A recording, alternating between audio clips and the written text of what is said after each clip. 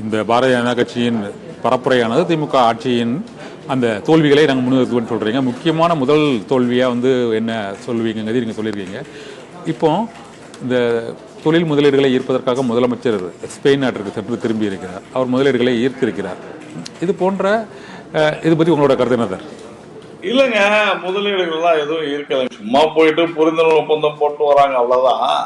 நான் வந்து ஒரு முதலமைச்சர் அவர் வெளிநாடு சென்றது குறித்தெல்லாம் நான் கருத்து சொல்ல விரும்புகிறேன். ஆனால் இந்த முதலீடுகள் வருமா என்றால் என்னை பொறுத்தவரையில இதற்கு முன்னுதாரணமே இல்லை. ஏனென்று சொன்னால் இப்ப துபாய் போனாரு, ஜப்பான் போனாரு, ஆனா எங்க இருந்துமே வரல. சிங்கப்பூர் போனாரு, எங்க இருந்துமே முதலீடு வரலையே. எங்க வந்துச்சு? அதே போலதான் ஸ்பெயின். சரி, ரைட்டு, அவருக்கு ஏதோ போனாரு, போட்டு வரட்டும், ரைட், ஒன்றும் பிரச்சனை இல்லை. ஆனால் ஆக்மி என்கிற ஒரு நிறுவனம் 2022 55,500 கோடிக்கும் மேலாக இங்க முதலீடு செய்ய போவதாக, கிரீன் அமோனியா தயாரிப்பு போவதாக ஒரு புரிந்துணர்வு ஒப்பந்தம் போட்டார்கள். என்ன ஆச்சு அப்படின்னு நம்ம கேட்கிறோம், பதில் சொல்ல மாட்டேங்கிறாங்க. அந்த நிறுவனம், அந்த முதலீடு அப்படியே இப்போ ஒடிசாவுக்கு போயிருச்சு. அப்படின்னா நிர்வாக சீர்கேடா இல்லையான்றதுதான் நம்முடைய கேள்வி. நீங்க தொடர்ந்து இங்க ஏற்கனவே வந்த உடனே ஒரு இன்வெஸ்டர்ஸ் கான்ஃபரன்ஸ், முதலீட்டாளர் மாநாடு நடத்தினாங்க, என்ன வந்துச்சு? துபாய் போனாங்க, என்ன வந்துச்சு? எதுவுமே இது வரலையே. வருவாயை பெருக்கக்கூடிய எந்த செயலும் நடைபெறவில்லை தமிழகத்தில்.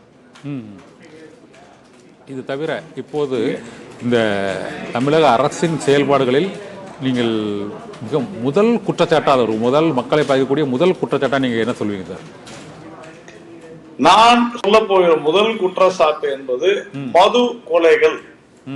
மது அருந்துவால் டாஸ்மாகில் தினந்தோறும் குடித்துவிட்டு அதனால் நிகழக்கூடிய கொலைகள். நான் கொலைகள் என்று ஏன் சொல்கிறேன் என்றால், ஒரு வாரத்துக்கு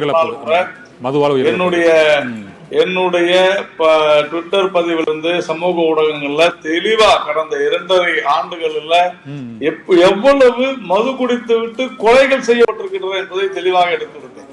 அப்போ இதுதான் ஒரு மிகப்பெரிய அவலமாக நான் வந்து பார்க்கிறேன். அதே போல சட்ட ஒழுங்கு சீர்கேடு, அதே போல சாலைகளே இல்ல, சாலைகளே போடல. சொல்ற அரசாங்கம் 3 வருடங்களாக சாலைகள் போடவில்லை என்பது வெட்கக்கேடு சார், வெட்கக்கேடு. சென்னையில நீங்க வந்து சாலையை பாக்குறீங்களா சொல்லுங்க? ரோடே இல்ல. 3 வருடங்களாக ஒரு ஆட்சியினால சாலை போட முடியவில்லைன்னு சொன்னா அந்த ஆட்சி இருந்து என்ன இல்லாதது சார். இப்படி சட்ட ஒழுங்கு சீர்கேடு, எங்க பார்த்தாலும் செயின் பறிப்பு தினந்தோறும் நம்ம பாக்குறோம். இதெல்லாம் வந்து அதே மாதிரி எத்தனை தொழில்கள் நசிந்து போயிருக்கின்றன என்பதை நான் பார்க்கிறேன். சும்மா வந்துகிட்டு நாங்க வந்து இன்வெஸ்டர் கான்ஃபரன்ஸ் அது இது புரிந்துணர்வு சொல்றாங்க.